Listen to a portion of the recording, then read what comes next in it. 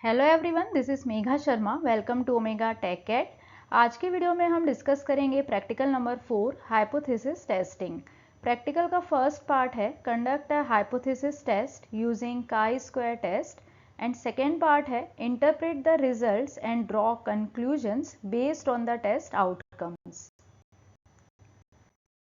Square test का use हम two categorical variables में कोरिलेशन चेक करने के लिए करते हैं। काई स्क्वायर टेस्ट में हम कुछ अजम्पशंस करते हैं। फर्स्ट अजम्पशन है observation in each sample are independent and identically distributed.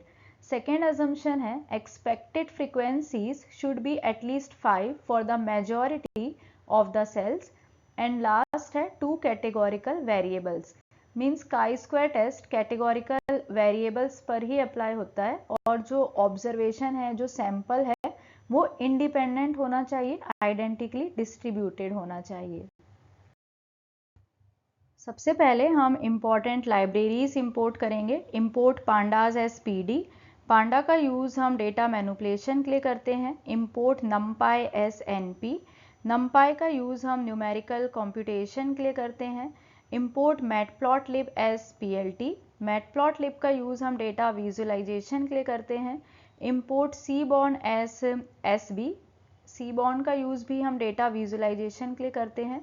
और यहाँ पे हम जो डेटा सेट यूज़ कर रहे हैं एमपीजी डेटा सेट, वो ऑलरेडी इनबिल्ट डेटा सेट है सीबॉर्न में, तो हमें सीबॉर्न को इंपोर्ट करना पड़ेगा। इंपोर्ट वार्निंग्स, इसका यूज़ हम वार्निंग्स को हैंडल करने के लिए करते हैं। इंपोर्ट साईपाई, इंपोर्ट स्टैट्स, इसका यूज़ हम स्टैटिस्टिकल फंक्शंस एंड टेस्टिंग के लिए करते हैं।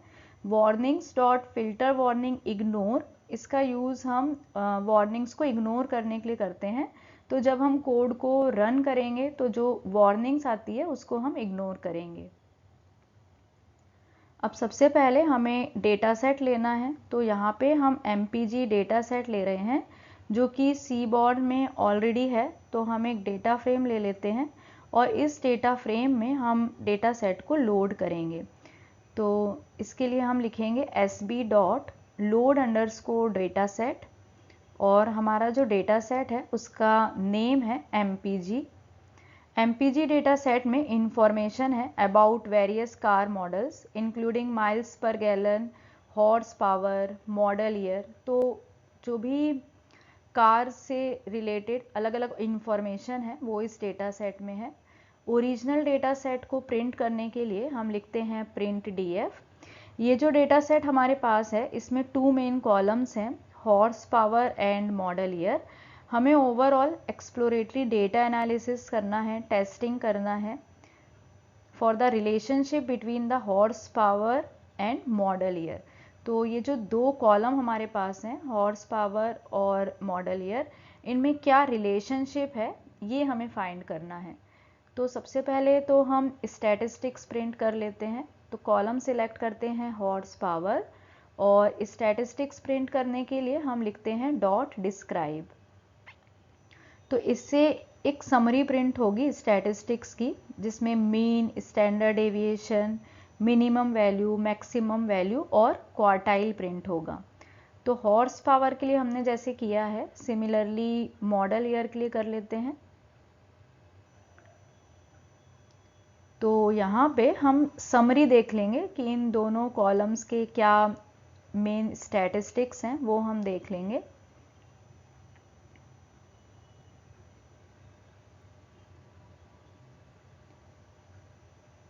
फाइल को सेव करके रन करते हैं। तो सबसे पहले ओरिजिनल डेटा सेट प्रिंट होगा और उसके बाद जो स्टैटिस्टिक्स समरी है वो प्रिंट होगी। अब हम यहाँ पे देख रहे हैं कि यहाँ पे न्यूमेरिकल डेटा है, लेकिन जो काई स्क्वायर टेस्ट है वो कैटेगोरिकल डेटा पे अप्लाई होता है। तो यहाँ पे हमें न्यूमेरिकल वैल्यूज़ को कैटेगोरिकल वैल्यूज़ में कन्वर्ट करना पड़ेगा। कन्वर्ट करने के लिए हम बिन्स का यूज़ करते हैं। बिन्स का यूज़ हम न्यूमेरिकल कॉलम को, जो हमारे पास न्यूमेरिकल कंटिन्यूस वैल्यू है, उनको कैटेगोरिकल प्री डिफाइंड इंटरवल्स में कन्वर्ट करने के लिए करते हैं। तो हम यहाँ पे बिन्स बना लेंगे 0, 75, 150, 240। तो इसके बेसिस पे, इन वैल्यू के बेसिस पे हम अपने डेटा को, जो हमारे पास न्यूमेरिकल कंटिन्यूस डेटा है, हम अपने डेटा को प्री डिफाइंड इंटरवल्स में कैटेगराइज कर रहे हैं। तो हमारा जो डेटा है वो कैटेगोरिकल डेटा में कन्वर्ट हो जाएगा। तो हम एक न्यू कॉलम क्रिएट कर लेते हैं, हॉर्स पावर अंडरस्कोर न्यू, और इसमें हम अपडेटेड वैल्यूज़ रखेंगे। मतलब पहले हमारे पास न्यूमेरिकल वैल्यूज़ थी, अब इस कॉलम में हम कैटेगोरिकल वैल्यूज़ रखेंगे, और ये जो वैल्यूज़ हैं ये बिन के अकॉर्डिंग आएंगी। मतलब यहाँ पे हम लेबल्स दे रहे हैं, जिसे हमने पढ़ा है प्री डिफाइंड इंटरवल्स। तो यहाँ पे हम लेबल्स दे रहे हैं LMH,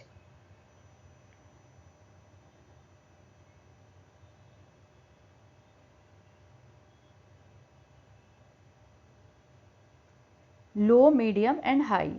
तो यहाँ पे हमने बिन डिफाइन किया था, और बिन डिफाइन करने का मेन पर्पस ये था कि हॉर्स पावर कॉलम में जो डेटा है उसको हमें लो, मीडियम और हाई कैटेगरी में कैटेगराइज करना था बेस्ड ऑन देयर वैल्यूज़। तो इस तरीके से हमने इसे कैटेगराइज कर दिया। अब हम एक न्यू वेरिएबल ले रहे हैं C, जिसमें हम हॉर्स पावर न्यू इस कॉलम को ले रहे हैं। तो जब हम C को प्रिंट करेंगे तो हमें एक अपडेटेड कॉलम मिलेगा, और ये जो अपडेटेड कॉलम रहेगा जब हम C को प्रिंट करेंगे तो उसमें कैटेगोरिकल वैल्यूज़ रहेंगी, उसमें हमें LMH इस तरह से डेटा मिलेगा।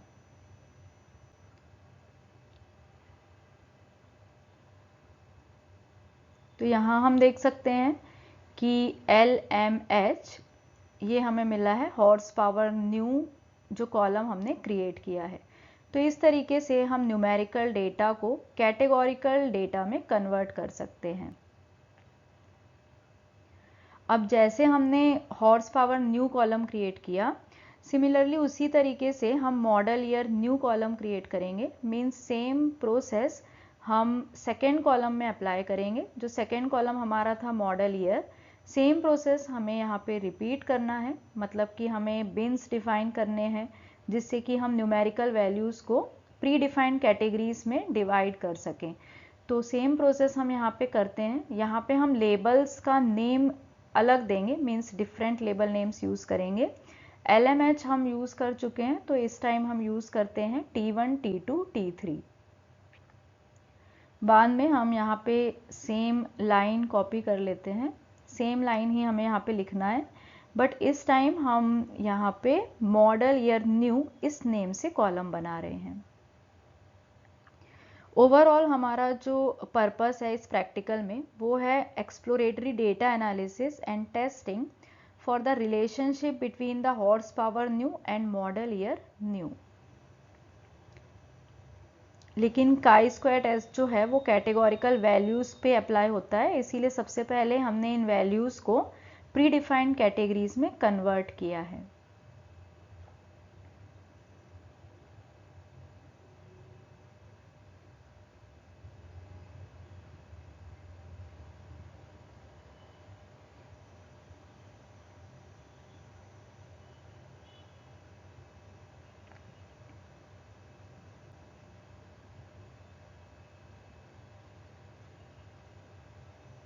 वाई बिन्स हमने डिफाइन किया, लेबल्स हमने डिफाइन किया T1, T2, T3।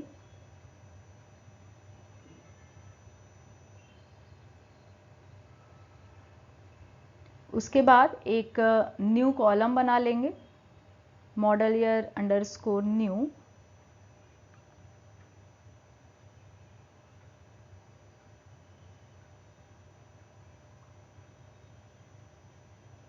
और इस कॉलम में अपडेटेड वैल्यूज़ आएंगी, मीन्स कैटेगोरिकल वैल्यूज़ आएंगी।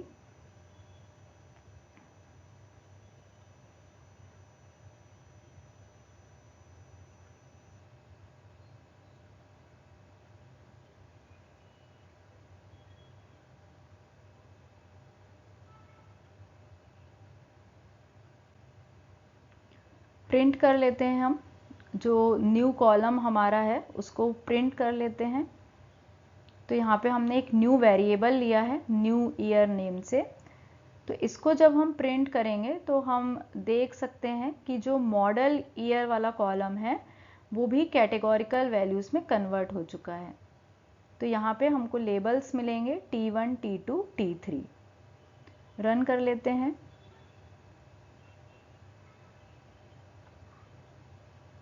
तो यहाँ पे T1, T3 इस तरीके से लेबल्स आ गए, इस तरीके से कैटेगरीज आ गई।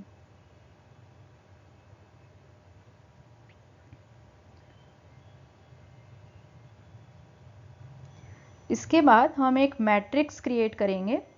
मैट्रिक्स क्रिएट करने के लिए हम क्रॉस टैब का यूज़ करते हैं, जिससे हमें फ्रीक्वेंसी का पता चलता है।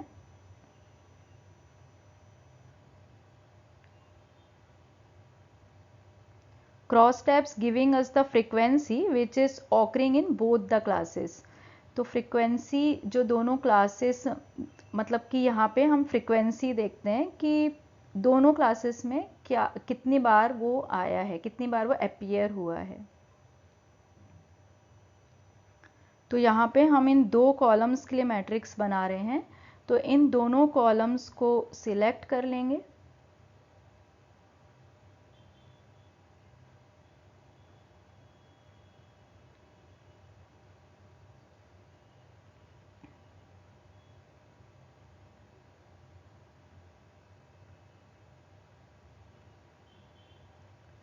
प्रिंट कर लेंगे df अंडरस्कोर काय, और हम देख सकते हैं कि हमें एक मैट्रिक्स मिलेगा। और नेक्स्ट स्टेप में हमें काई स्क्वायर टेस्ट अप्लाई करना है। तो हमें मैट्रिक्स भी मिलेगी क्योंकि हमने क्रॉस टैब का यूज़ किया है। और नेक्स्ट स्टेप में हम काई स्क्वायर टेस्ट अप्लाई कर रहे हैं। काई स्क्वायर टेस्ट अप्लाई करने के बाद हमें अलग अलग वैल्यूज़ मिलती हैं, जैसे कि p वैल्यूज़ मिलती है, अलग अलग स्टैटिस्टिक्स मिलते हैं। तो उनके बेसिस पे हम एनालिसिस कर सकते हैं। तो यहाँ हम देख सकते हैं कि सबसे पहले हमने क्रॉस टैब का यूज़ किया था, which will be giving us the frequency which is occurring in both the classes। और उसके बाद स्टैटिस्टिक्स में हमें नंबर मिल रहा है, p वैल्यू हमें मिल रही है जो कि बहुत ही कम है।